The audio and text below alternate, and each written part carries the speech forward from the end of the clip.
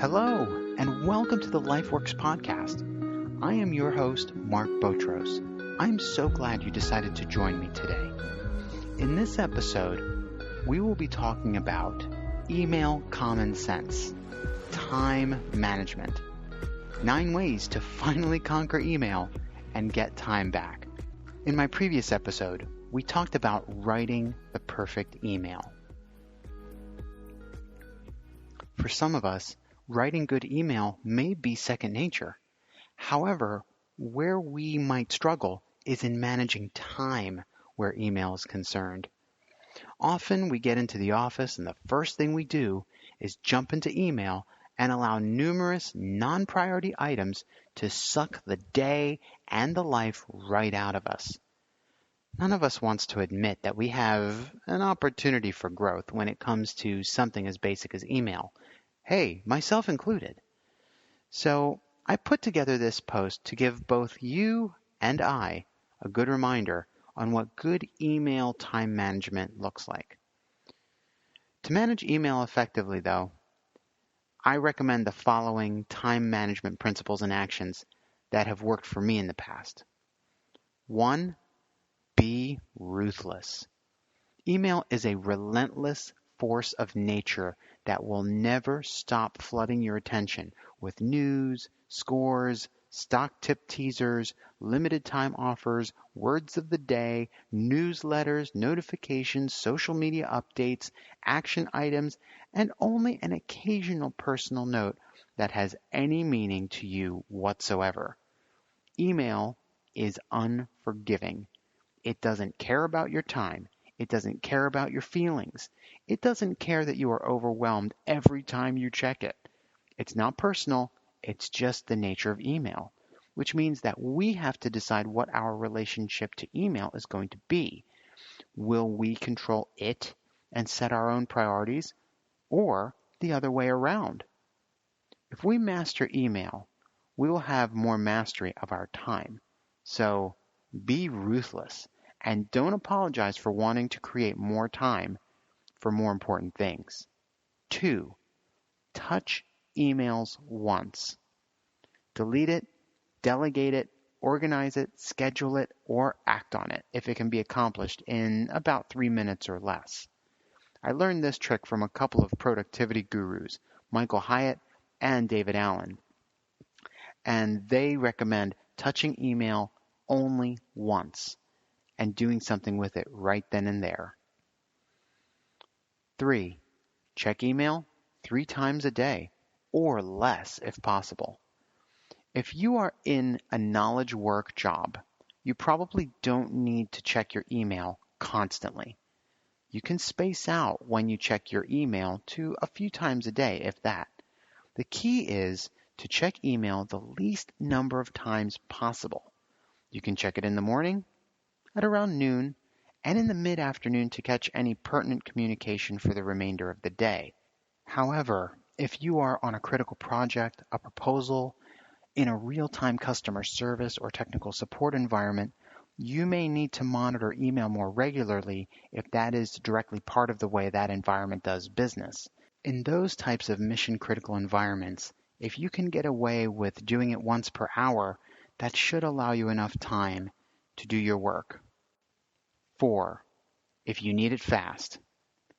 If you need something fast, or if you need a fast response, do not send an email. Call them, send an instant message, or best yet, go and see the person in person, or use video conferencing if you are at different locations. 5. After 5 p.m. Typically, if you receive an email after 5 p.m. and your business generally runs during daytime hours, that person is just trying to clear their desk for the day and is probably not expecting a reply right away. If they are, they may have unrealistic expectations, or they have a crisis for you to solve because they probably procrastinated and now made it your problem. In most cases, you're better served getting a good night's sleep and taking care of their question after you are fresh and rested.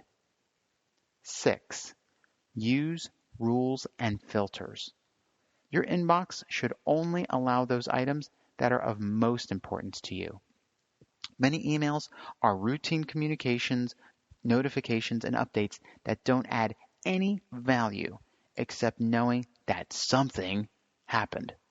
Set up rules and filters to get these out of your inbox. If that company newsletter had something of value, trust me, someone will let you know. 7. Systematize. Organization is the ability to easily find things. Process email in a systematic way and organize it in a way that you can easily find them when needed. You can leave everything alone and just search your inbox to find the email you need.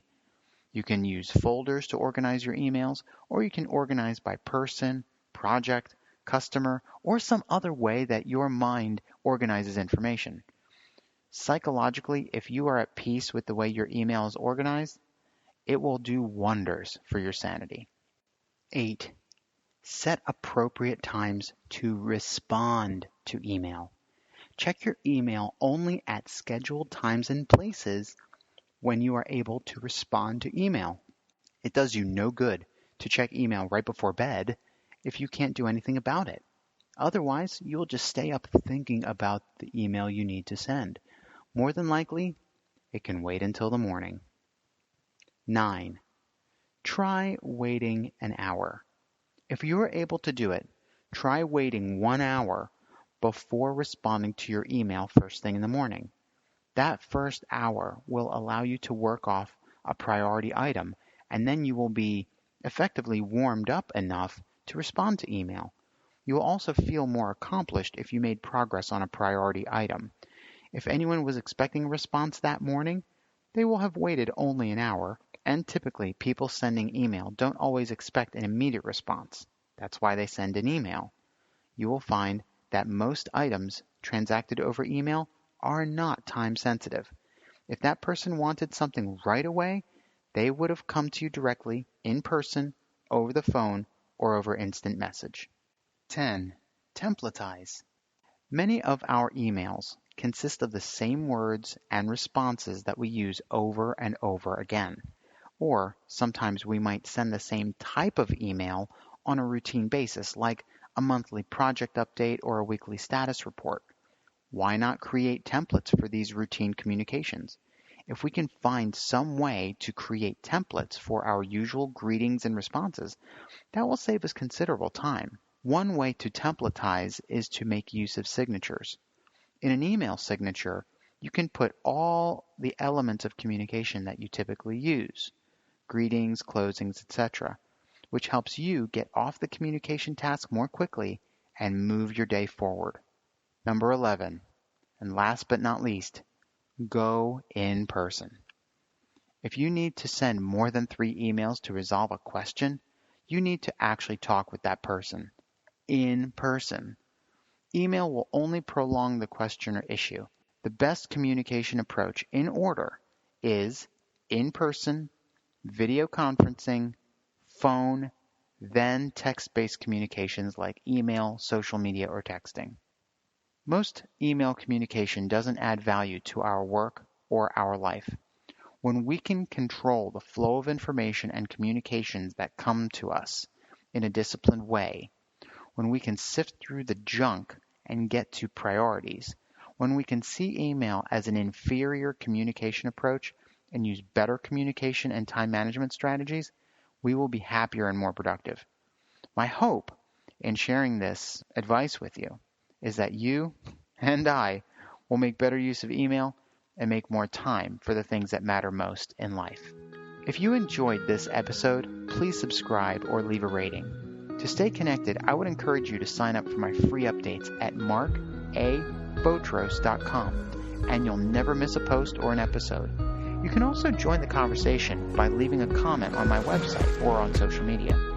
If you think someone else would benefit, feel free to like it and share it with them in social media. In any case, I would love to hear from you.